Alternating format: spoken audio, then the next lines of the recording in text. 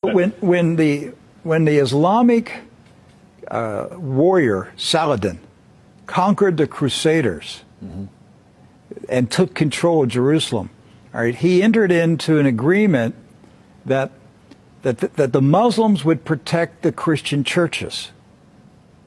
And so he appointed two Muslim families. Both of these families have been in Jerusalem for, close to 1,000 years. And each generation has passed down the key. The key. Right. The physical key. Mr. Judah said that the key he presently has is 800 years old. It's incredible. He had another key, but it broke. And this is a Muslim. I mean, yes. Adabid Judah is a Muslim. And he said it's a great honor for a Muslim to hold the key to the Church of the Holy Sepulchre, which is the most important church in Christendom. That's not disrespect. That's, we don't hear this in America. We don't hear, because what we have been told is Christian Americans, you should hate Muslims, you should kill Muslims. Because they're going to tear down all the churches yes.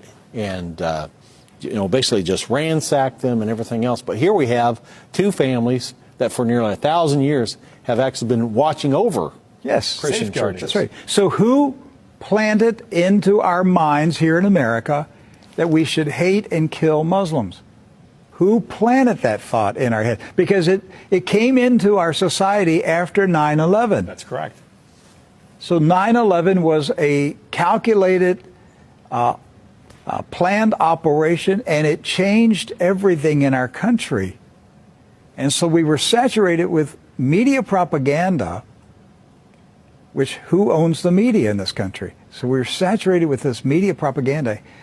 You Americans, you need to hate Muslims. You need to go to war. You need to send your sons to go kill Muslims. All right? And yet, when you go to the Middle East, you find out that the Muslims, like Christians, are taking care of Christian churches. Yes. Do not hold animosity against Christians or Americans, except in the case where Americans are pushing for war in their countries or trying to take their land. So they've lived together. They've lived together for centuries and centuries. Jews, Christians, and Muslims have lived together for centuries. They were buying and selling. They were trading. They were doing business together. They were building houses next door to each other for centuries. And it didn't change until the Zionists came. Now, see, wait a minute. I thought Zionists are Jews. Not all Jews are Zionists. And not all Zionists are Jews. Right. Zionism is a political movement. Yes. Right. It's an ideology. Yes. Not an ethnicity. And so when the Zionists came to Jerusalem and Palestine, basically in the 1920s and 30s and 40s, right, they came to agitate. They came to infiltrate. They came to seize control.